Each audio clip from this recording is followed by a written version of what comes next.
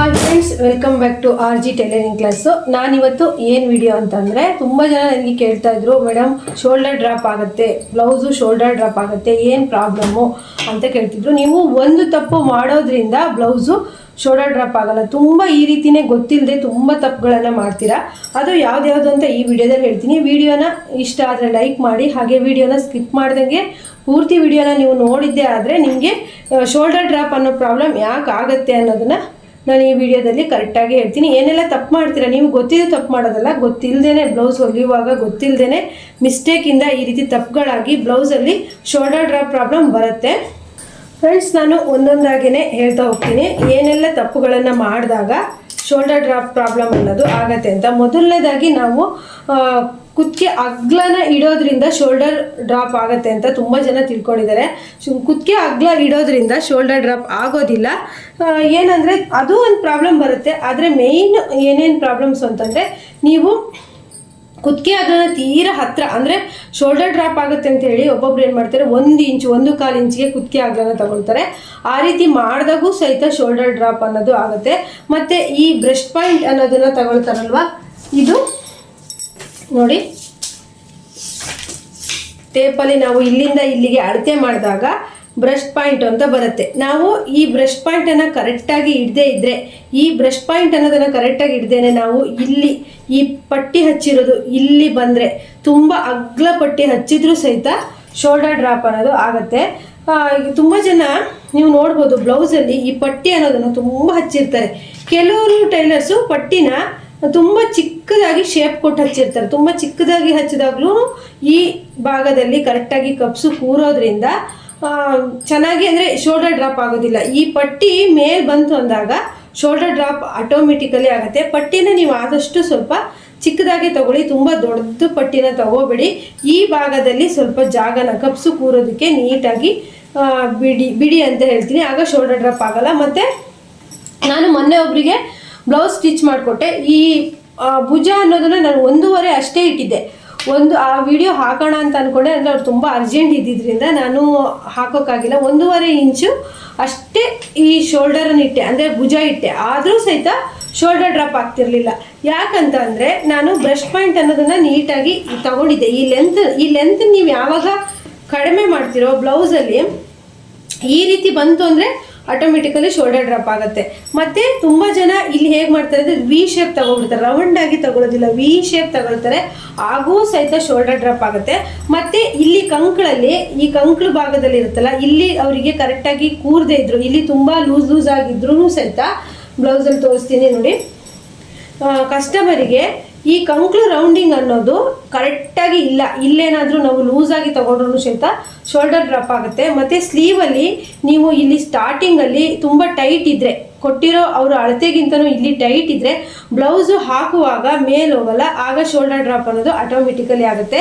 ನೀವು ಸ್ಲೀವು ಈ ಅಗಲ, ಅಂದರೆ ತೋಳಿನ ಅಗಲವನ್ನು ಕರೆಕ್ಟಾಗಿ ಮೆಜರ್ ಮಾಡಿ ಇಡಬೇಕಾಗತ್ತೆ. ಇಲ್ಲಿ ನೀವು ಮೆಜರ್ ಮಾಡಿದಾಗ, ಮತ್ತು ಕೆಲವ್ರು ಏನು ಮಾಡ್ತಾರೆ, ಸ್ಲೀವಲ್ಲಿ ಇಲ್ಲಿ ಕರೆಕ್ಟ್ ಇಟ್ಟಿರ್ತಾರೆ, ಇಲ್ಲಿ ಸ್ವಲ್ಪ ಟೈಟ್ ಇರ್ತಾರೆ, ಆಗಲೂ ಸಹಿತ ಬ್ಲೌಸ್ ಕರೆಕ್ಟಾಗಿ ಸ್ಲೀವ್ಗೆ ಕರೆಕ್ಟಾಗಿ ಈ ರೀತಿ ಕೂರದೇ ಇದ್ದಾಗೂ ಸಹಿತ ಶೋಲ್ಡರ್ ಡ್ರಾಪ್ ಅನ್ನೋದು ಆಗುತ್ತೆ. ಎಷ್ಟೇ ಡೀಪ್ ಇಟ್ಟರೂ ಸಹಿತ ಬ್ಯಾಕಲ್ಲಿ ಶೋಲ್ಡರ್ ಡ್ರಾಪ್ ಆಗಬಾರ್ದು ಅಂದರೆ ನೀವು ಮೇಯ್ನಾಗಿ ಏನೇನು ಟಿಪ್ಸ್ ಫಾಲೋ ಮಾಡಿ ಅಂದರೆ, ಹಾರ್ಮೋಲ್ ರೌಂಡಿಂಗ್ ಅನ್ನೋದು ಕರೆಕ್ಟಾಗಿ ಅವರಿಗೆ ಇರಬೇಕು. ಮತ್ತು ಸ್ಲೀವಲ್ಲಿ ತೋಳಿನ ಅಗಲ ಬರುತ್ತಲ್ಲ, ಇಲ್ಲಿ ಕರೆಕ್ಟಾಗಿರಬೇಕು.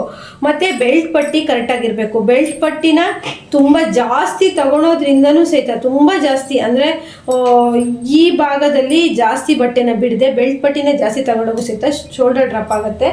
ಮತ್ತು ಮೇನ್ ರೀಸನ್ ಏನು ಅಂತಂದರೆ, ಈ ಟಕ್ಸನ್ನು ತುಂಬ ಲೆಂತಿ ಹಿಡಿಯೋದು. ಅಂದರೆ ಡೀಪ್ ಬ್ಲೌಸ್ ಕೊಟ್ಟಿರ್ತಾರೆ, ಈ ರೀತಿ ಡೀಪ್ ಬ್ಲೌಸ್ ಕೊಟ್ಟಾಗ ನೀವು ಈ ಲೆಂತನ್ನು ಕಡಿಮೆ ಮಾಡ್ತಾ ಬರಬೇಕು. ಡೀಪ್ ಆದಂಗೂ ಈ ಟಕ್ಸ್ ಪಾಯಿಂಟ್ ಉದ್ದನ ಕಡಿಮೆ ಮಾಡ್ತಾರೆ. ಒಬ್ಬೊಬ್ಬರು ತುಂಬ ಇಲ್ಲಿ ತನಕ ಇಡ್ತಾರೆ, ಆಗ ಸಹಿತ ಶೋಲ್ಡರ್ ಡ್ರಾಪ್ ಆಗಬಾರ್ದು. ಮತ್ತು ಮತ್ತೊಂದು ಮೇಯ್ನ್ ರೀಸನ್ ಅಂತಂದರೆ ಶೋಲ್ಡರ್ ಡ್ರಾಪ್ ಆಗೋಕ್ಕೆ, ಕೆಲವರಿಗೆ ಈ ಬ್ಯಾಕಲ್ಲಿ ಈ ರೌಂಡಿಂಗ್ ತೆಗೆಯೋದಕ್ಕೆ ಬರ್ತಾ ಇರಲ್ಲ. ಬ್ಯಾಕಲ್ಲಿ ಈ ರೌಂಡಿಂಗನ್ನು ನೀಟಾಗಿ ತೆಗಿಯಕ್ಕೆ ಬರ್ತಾ ಇರಲ್ಲ, ಅವ್ರಿಗೆ ಈ ರೌಂಡ್ ಅನ್ನೋ ಶೇಪನ್ನು ಕೊಡಕ್ಕೆ ಬರ್ತಾರಲ್ಲ, ಆಗೂ ಸಹಿತ ಶೋಲ್ಡರ್ ಡ್ರಾಪ್ ಆಗುತ್ತೆ. ಇದು ನಿಮಗೆಲ್ಲ ಗೊತ್ತಿದೆಯಾ? ಇಲ್ಲ. ಯಾಕಂದರೆ ಈ ನಾವು ಬ್ಯಾಕಲ್ಲಿ ರೌಂಡ್ ನೆಕ್ಕೆ ಕೊಟ್ಟಿದ್ರು ಅಂದಾಗ ರೌಂಡಾಗಿ ತೆಗ್ದಿಲ್ಲ ಅಂದಾಗೂ ಸಹಿತ ಶೋಲ್ಡರ್ ಡ್ರಾಪ್ ಎಕ್ಸಾಕ್ಟ್ಲಿ ಆಗುತ್ತೆ. ಯಾಕಂದರೆ ಶೋಲ್ಡರ್ ಡ್ರಾಪು ಆಗೋದಕ್ಕೆ ಒಂದೇ ಪ್ರಾಬ್ಲಮ್ ಇರಲ್ಲ. ತುಂಬ ಜನ ಅಂದ್ಕೊಂಡಿರ್ತಾರೆ ಶೋಲ್ಡರ್ ಡ್ರಾಪ್ ಅನ್ನೋದು ಬರೀ ನಾವು ಕುತ್ತಿಗೆ ಅಗಲ ಶೋಲ್ಡರ್ ಇಟ್ಕೊಳ್ಳೋದ್ರಿಂದ ಶೋಲ್ಡರ್ ಡ್ರಾಪ್ ಆಗುತ್ತೆ, ಅದನ್ನ ನಾವು ಕರೆಕ್ಟಾಗಿ ಮೆಜರ್ ಮಾಡಿಲ್ಲ ಅಂತಂದರೆ ಶೋಲ್ಡರ್ ಡ್ರಾಪ್ ಆಗಿಬಿಡತ್ತೆ ಅಂತ ತುಂಬ ಜನ ಅಂದ್ಕೊಂಡಿರ್ತಾರೆ. ಆ ರೀತಿ ಅನ್ಕೋಬೇಡಿ. ನೀವು ನೋಡಿ ಈ ರೀತಿ ಮಿಸ್ಟೇಕ್ಗಳು ಎಲ್ಲವೂ ಸಹಿತನೂ ಶೋಲ್ಡರ್ ಡ್ರಾಪ್ ಆಗೋಕ್ಕೆ ಸಾಧ್ಯ. ಮೇಯ್ನಾಗಿ ತೋಳ ಹತ್ರ ನೀವು ಕರೆಕ್ಟಾಗಿ ಕೂತಿರ್ಬೇಕು ಅವರಿಗೆ, ಆಗ ನಿಮಗೆ ಶೋಲ್ಡರ್ ಡ್ರಾಪ್ ಅನ್ನೋದಾಗಲ್ಲ. ನೀವು ಬ್ಯಾಕ್ ರೌಂಡಿಂಗು ಚೆನ್ನಾಗಿ ತಗೋಬೇಕು, ಮತ್ತು ಫ್ರಂಟು ಚೆನ್ನಾಗಿ ತಗೋಬೇಕು. ಈ ರೀತಿ ಎಲ್ಲ ತಗೊಂಡಾಗ ಶೋಲ್ಡರ್ ಡ್ರಾಪ್ ಆಗಲ್ಲ. ಕೆಲವ್ರನ್ನ ಬ್ಲೌಸ್ ನೋಡಿದ್ದೀನಿ, ಇದು ಈ ರೌಂಡಾಗಿ ತಗೊಂಡಿರಲ್ಲ, ಸ್ವಲ್ಪ ವಿ ಶೇಪಲ್ಲಿ ತಗೊಂಡಿರ್ತಾರೆ, ಅದಂತೂ ಮೇಯ್ನಾಗಿ ಶೋಲ್ಡರ್ ಡ್ರಾಪ್ ಆಗುತ್ತೆ. ಒಬ್ಬೊಬ್ಬರು ಮತ್ತು ನೋಡಿ ಈ ಭುಜ ಬರುತ್ತಲ್ವಾ, ಒಬ್ಬೊಬ್ರು ಏನು ಮಾಡ್ತಾರೆ ಅಂತಂದರೆ ಶೋಲ್ಡರ್ ಡ್ರಾಪ್ ಆಗ್ತಿದ್ಯಾ, ನಾನು ಏನು ಮಾಡಬೇಕು ಈ ಭುಜನ ಜಾಸ್ತಿ ತಗೊಬಿಡ್ತೀನಿ, 4 ತಗೊಬಿಡ್ತೀನಿ, ಆಗ ಭುಜ ಇಳಿಯೋದಿಲ್ಲ. ಅಥವಾ ಕುತ್ತಿಗೆ ಅಗಲನ ಕಡಿಮೆ ಮಾಡ್ತೀನಿ, ಭುಜ ಬಂದ್ಬಿಟ್ಟು ಜಾಸ್ತಿ ತಗೊಳ್ತೀನಿ, ಆಗ ಶೋಲ್ಡರ್ ಡ್ರಾಪ್ ಅಂತ ಆಗೋದಿಲ್ಲ ಅಂತಾರೆ. ಅದು ನಿಜವಾಗೂ ತಪ್ಪು.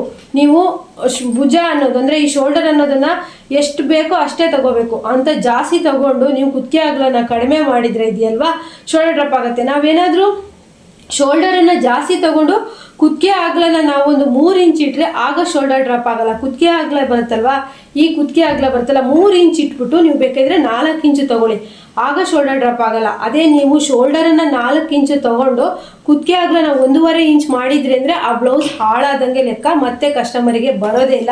ಮತ್ತೆ ಶೋಲ್ಡರ್ ಪ್ರಾಬ್ಲಮ್ ಆಗೋಕ್ಕೆ ಏನು ಕಾರಣ ಅಂದರೆ ಈ ಟಕ್ಸನ್ನು ಕರೆಕ್ಟಾಗಿ ನೀವು ಹಿಡಿದಿದ್ರೆ, ಈ ಟಕ್ಸು ಕಪ್ಸು ಪಾಯಿಂಟಿಗೆ ಕರೆಕ್ಟಾಗಿ ಕೂರದೇ ಇದ್ರೂ ಸಹಿತ ಶೋಲ್ಡರ್ ಡ್ರಾಪ್ ಆಗುತ್ತೆ. ಇದು ಗೊತ್ತಿಲ್ವಲ್ಲ ಎಷ್ಟೋ ಜನಕ್ಕೆ. ಇಷ್ಟೆಲ್ಲ ಸೀಕ್ರೆಟನ್ನು ಯಾವ ಟೈಲರ್ಸು ಹೇಳೋದಿಲ್ಲ. ಯಾಕಂದರೆ ಇಷ್ಟೆಲ್ಲ ಸೀಕ್ರೆಟ್ ಗೊತ್ತಾಗ್ಬಿಟ್ರೆ ನೀವು ಒಂದು ಪರ್ಫೆಕ್ಟ್ ಟೈಲರ್ ಆಗಿಬಿಡ್ತೀರಾ ಅಂತೇಳಿ. ಹಾಗಾಗಿ ನೀವು ಮೇಯ್ನಾಗಿ ತಲೆ ಒಳಗಡೆ ಈ ಟಕ್ಸ್ ಪಾಯಿಂಟ್ ಕರೆಕ್ಟಾಗಿ ಇಟ್ಕೋಬೇಕು, ಈ ಶೋಲ್ಡರ್ ಕರೆಕ್ಟಾಗಿ ಇಟ್ಕೋಬೇಕು, ಕಂಕ್ಳು ರೌಂಡಿಂಗ್ ಕರೆಕ್ಟಾಗಿ ಇಟ್ಕೋಬೇಕು. ನೀವೇನಾದರೂ ತುಂಬಾ ಕಂಕ್ಳ ಹತ್ರ ಕುಪ್ಪೆ ಬರ್ತಾ ಇದೆ, ನಂಗೆ ಯಾಕೋ ಈ ಫ್ರಂಟಲ್ಲಿ ತುಂಬ ನೆರಿಗೆ ಬರ್ತಾ ಇದೆ ಅಂತಂದರೆ ನೀವು ಕಸ್ಟಮರಲ್ಲಿ ಕಂಕ್ಳು ರೌಂಡಿಂಗ್ ಇದು ಬರುತ್ತಲ್ವ, ಕಂಕ್ಳು ತೋಳಿನ ಕಂಕ್ಳು ರೌಂಡಿಂಗ್ ಬರುತ್ತಲ್ಲ, ಈ ರೀತಿ ತಗೊಂಡು ಕಸ್ಟಮರ್ ಅಳತೆಯಲ್ಲಿ ಅವ್ರು ಬಂದಿದ್ದರೆ ಅಳತೆಯಲ್ಲಿ ಇದ್ರ ಥರ ತೊಗೊಂಡ್ಬಿಟ್ಟು ಇದನ್ನು ಅರ್ಧ ಮಾಡಿಬಿಟ್ಟು ನೀವು ಚೆಕ್ ಮಾಡಬೇಕು. ಕಂಕ್ಳು ರೌಂಡಿಂಗಿಗೂ ಹಾಗೆ ಎದೆ ಸುತ್ತಳತೆಗೂ ಚೆಕ್ ಮಾಡಿದಾಗ ಕರೆಕ್ಟಾಗಿ ಕೂರುತ್ತೆ.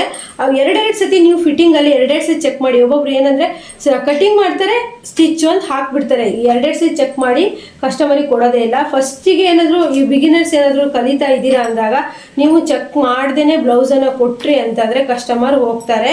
ಹಾಗೆ ಮತ್ತೇನು ಮೇನ್ ರೀಸನ್ ಅಂದರೆ ನೀವು ಇಲ್ಲಿ ಮಾರ್ಕ್ ಹಾಕ್ತಿರಲ್ವಾ, ಇಲ್ಲಿ 1/4 ಇಂಚು ಸ್ವಲ್ಪ ಕೆಳಗಡೆ ಕಟ್ ಮಾಡಬೇಕು. ಇಲ್ಲಿ ಕುತ್ತಿಗೆ ಹತ್ರ ಇಲ್ಲಿ 1/4 ಇಂಚು ಕೆಳಗಡೆ ಸ್ವಲ್ಪ ಜಾಸ್ತಿ ಕಟ್ ಮಾಡಿ ಈ ಭುಜಕ್ಕೇನೆ ನಾನು ಹೇಳಿದ್ದೀನಿ ನಮ್ಮ ಕೆಲವೊಂದು ವಿಡಿಯೋದಲ್ಲಿ, ಅದು ಕರೆಕ್ಟಾಗಿ ಅದೇ ಒಂದು ಪಾಯಿಂಟ್ ಇಟ್ಕೊಂಡು ನಾನು ವಿಡಿಯೋ ಮಾಡಿ ಹಾಕಿದ್ದೀನಿ. ಇಲ್ಲಿ ನೀವು ಮಾರ್ಕ್ ಹಾಕ್ತಿರಲ್ವ, ಇಲ್ಲಿಂದ 1/4 ಇಂಚಿಗೆ ಈ ರೀತಿ ಕಟ್ ಮಾಡಬೇಕು. ಅಂದರೆ ಸ್ವಲ್ಪ ಕ್ರಾಸಾಗಿ ಕಟ್ ಮಾಡಿದಾಗೂ ಶೋಲ್ಡರ್ ಡ್ರಾಪ್ ಆಗಲ್ಲ. ಒಂದು 1/4 ಇಂಚ್ ಕಟ್ ಮಾಡಿ ಸ್ಟಿಚ್ ಮಾಡುವಾಗ್ಲೂ ಈ ರೀತಿ ಕ್ರಾಸಾಗಿ ಮಾಡಿದಾಗ ಶೋಲ್ಡರ್ ಡ್ರಾಪ್ ಆಗೋದೇ ಇಲ್ಲ. ಅದಕ್ಕಿಂತ ನಾನು ಈ ಪಾಯಿಂಟ್ಸನ್ನು ಯಾಕೆ ಲಾಸ್ಟ್ ಹೇಳಿದೆ ಅಂದರೆ, ನೀವು ಈ ಬ್ರಸ್ಟ್ ಪಾಯಿಂಟ್ ಇಟ್ಕೊಳ್ಳೋದು, ಈ ಬ್ರಸ್ಟ್ ಪಾಯಿಂಟ್ ನೋಡಿ ನಾವು ಇಲ್ಲಿಂದ ಇಟ್ಕೊಳ್ತೀವಿ 12.5 ಇದೆ, ಇವ್ರಿಗೆ 13.5 ಇಟ್ಕೋಬೇಕು. ನೀವು 12.5 ಇದೆ ಅಂತ ಹೇಳ್ಬಿಟ್ಟು 12.5ನೇ ಇಟ್ಕೊಂಡ್ರೆ ಅಂದರೆ ಇಲ್ಲಿ ಟಕ್ಸ್ ಹಿಡಿದಾಗ ಮೇಲ್ ಹೋಗುತ್ತೆ, ಈ ಪಟ್ಟಿ ಅನ್ನೋದು ಮೇಲ್ ಬರುತ್ತೆ.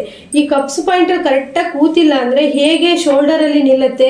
ಶೋಲ್ಡರ್ ಈಗ ಮೇಯ್ನಾಗಿ ಶೋಲ್ಡರಲ್ಲಿ ಕರೆಕ್ಟಾಗಿ ಕೂರ್ತು ಬ್ಲೌಸು ಅಂತಂದರೆ ಕಸ್ಟಮರ್ಗೆ ಕಿರಿಕಿರಿ ಆಗಲ್ಲ. ಅದೇ ಶೋಲ್ಡರ್ ಹಿಂಗೆ ಬಿದ್ದು ಹೋಗ್ತಾ ಇದೆ ಅಂತಂದರೆ ಅವರಿಗೆ ಯಾವ ಫಂಕ್ಷನಿಗೆ ಈ ಸೀರೆ ವೇರ್ ಮಾಡಿದ್ರು, ಎಲ್ಲೇ ತೊಗೊಂಡೋದ್ರೂ, ಎಲ್ಲೇ ಹಾಕೊಂಡು ಹೋದ್ರೂ ಸಹಿತ ಅವ್ರಿಗೆ ಈ ಬ್ಲೌಸೇ ಬೇಡ ಅನಿಸುತ್ತೆ. ಅದೇ ನೀವು ಬ್ಲೌಸ್ ಹಾಕ್ದಾಗ ಅವ್ರಿಗೆ ಕರೆಕ್ಟಾಗಿ ಕೂರ್ತು ಅಂದಾಗ ಈ ಸೀರೆನೇ ಉಡೋಣ ಅನಿಸುತ್ತೆ. ಅಯ್ಯೋ ಈ ಸೀರೆನೇ ಪದೇ ಉಟ್ಟಾಗ ಈ ಬ್ಲೌಸ್ ಹೊಲಿದವರು ನೆನಪಾಗ್ತಾರಲ್ವಾ, ಈ ಬಟ್ಟೆನೇ ಅವರು ವೇರ್ ಮಾಡೋಕ್ಕೆ ತೆಗೆದ್ರು ಅಂದಾಗ ಈ ಬ್ಲೌಸನ್ನು ನಾವು ಆ ಟೈಲರ್ ಹತ್ರ ಹೊಲಿಸಿದ್ವಲ್ಲ, ಇಷ್ಟು ಚೆನ್ನಾಗಿ ಹೊಲ್ಕೊಟ್ಟಿದ್ದಾರೆ, ಮತ್ತೆ ಅವರಿಗೆ ಕೊಡೋಣ ಅಂತ ಅನಿಸುತ್ತೆ.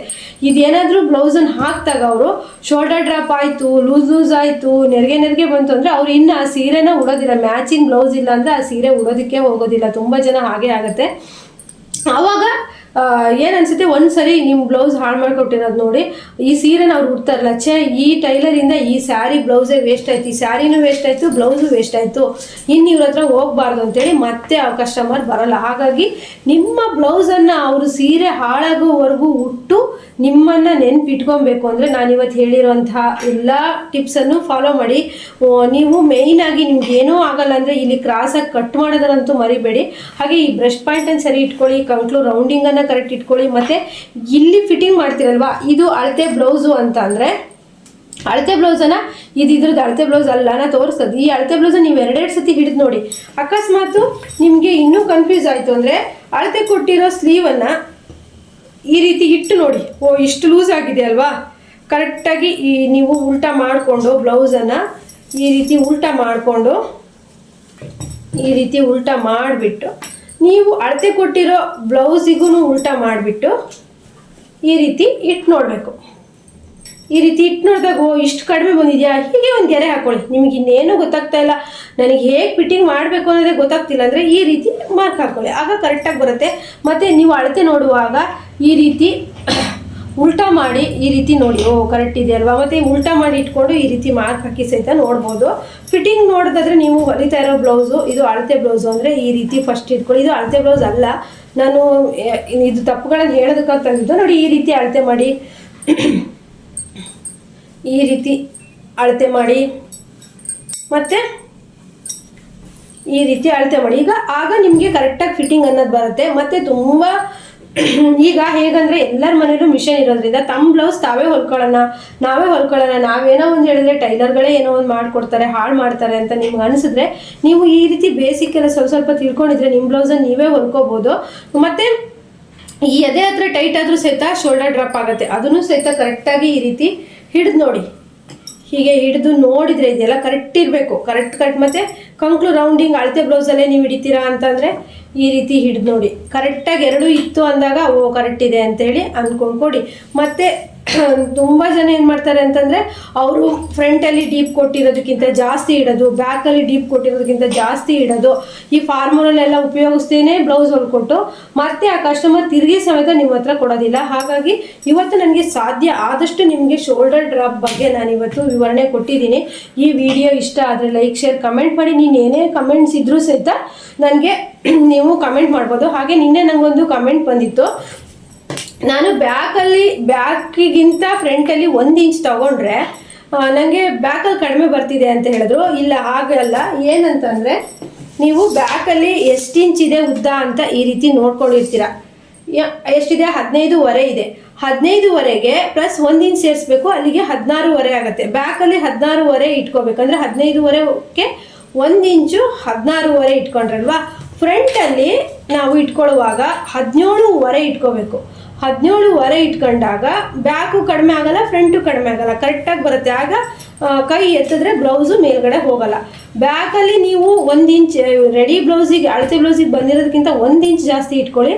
ಫ್ರಂಟಲ್ಲಿ 2 ಇಂಚ್ ಜಾಸ್ತಿ ಇಟ್ಕೊಳ್ಳಿ. ಅದೇ ನೀವು ನಾರ್ಮಲ್ ಬ್ಲೌಸು ಅಂದರೆ ವಿತೌಟ್ ಲೈನಿಂಗ್ ಬ್ಲೌಸ್, ಈ ಥರ ಲೈನಿಂಗ್ ಹಾಕ್ತಾ ಇರೋ ಬ್ಲೌಸಿಗಾದರೆ 15.5 ಈ ಅಳತೆ ಬ್ಲೌಸ್ ಬಂದಿದ್ರೆ 16.5 ಇಟ್ಕೊಂಡಿದ್ರಲ್ವ, ಬೇಡ 17.5 ಬ್ಯಾಕು ಇಟ್ಕೋಬೇಕು, ಫ್ರಂಟು ಇಟ್ಕೋಬೇಕು. ಯಾಕಂದರೆ ಇಲ್ಲಿ ನಾವು ಇದರಲ್ಲೇ ಬಟ್ಟೆ ಮಡ್ತಾ ಇರ್ತೀವಿ. ಹಾಗಾಗಿ ಸಾದಾ ಬ್ಲೌಸಿಗೆ ನೀವು ಫ್ರಂಟು 2 ಇಂಚು ಬ್ಯಾಕು 2 ಇಂಚ್ ಇಟ್ಕೊಳ್ಳಿ, ಸಮವಾಗಿ ಕಟ್ ಮಾಡಿ. ಆದರೆ ಲೈನಿಂಗ್ ಬ್ಲೌಸಲ್ಲಿ ಬ್ಯಾಕಲ್ಲಿ 15.5 ಬಂದರೆ 16.5 ಇಟ್ಕೊತೀವಿ, ಫ್ರಂಟಲ್ಲಿ 17.5 ಇಟ್ಕೊತೀವಿ. ಆಗ ಬ್ಯಾಕು ಫ್ರಂಟು ಕರೆಕ್ಟಾಗಿ ಬರುತ್ತೆ. ನನಗೆ ಒಬ್ಬರು ಕಮೆಂಟ್ ನಿನ್ನೆಯಿಂದ ಮಾಡ್ತಾಯಿದ್ರು, ಅವ್ರಿಗೆ ಕಮೆಂಟ್ ಬಾಕ್ಸಲ್ಲಿ ಉತ್ತರ ಕೊಟ್ಟರು ಸಹಿತ ಅರ್ಥ ಆಗಲ್ಲ. ಹಂಗಾಗಿ ಈ ರೀತಿ ಹೇಳಿದ್ದೀನಿ.